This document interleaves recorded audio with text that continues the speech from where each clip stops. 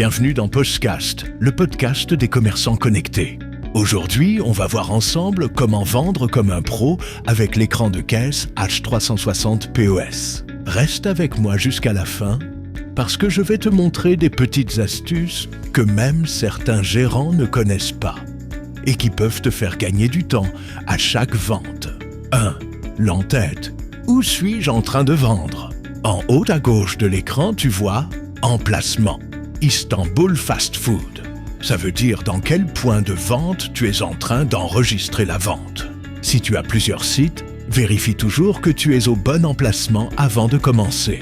Ça évite les erreurs de stock entre les magasins. Juste en dessous, tu vois 3 zones très importantes.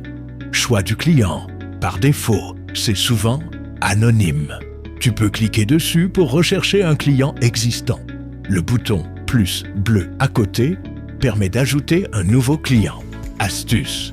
Pour les restaurants ou fast-food qui livrent, enregistre systématiquement les clients fidèles avec leur numéro.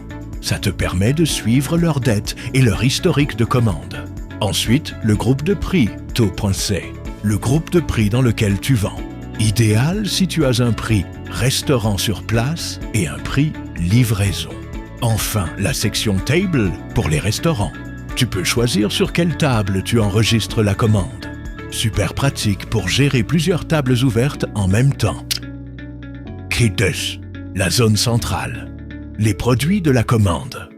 Au milieu, tu as un grand tableau avec les colonnes. Produits, quantité, prix TTC et total. Pour l'instant, c'est vide. En haut de ce tableau, une barre de recherche pour entrer le nom du produit, le SKU ou scanner un code barre. 3 façons d'ajouter un produit.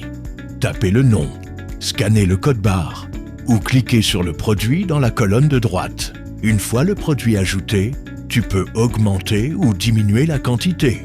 Petite astuce, quand un client change d'avis, ne supprime pas la ligne, augmente simplement la quantité.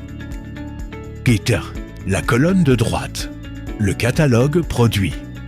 À droite de l'écran, tu as un grand panneau avec toutes les catégories et produits en mode boutique visuelle. En haut, tu peux filtrer par catégorie ou par marque. En dessous, des vignettes produits avec photo. Pour ajouter un produit, tu cliques simplement sur la vignette et il s'ajoute automatiquement dans le tableau central. C'est très fort pour les restaurants et fast-food. Tes caissiers peuvent travailler à l'image, comme sur les écrans des grandes chaînes. 4. La barre du bas. Les actions de vente.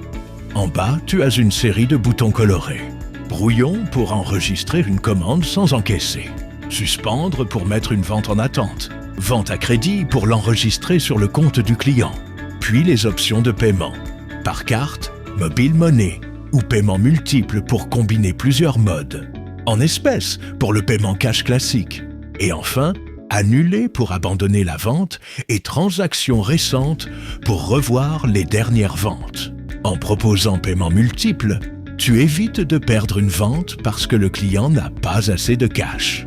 Tu encaisses une partie en espèces, une partie par mobile money. C'est un vrai avantage concurrentiel par rapport aux petites caisses basiques ou à Loyverse qui demandent souvent plus de configurations avancées.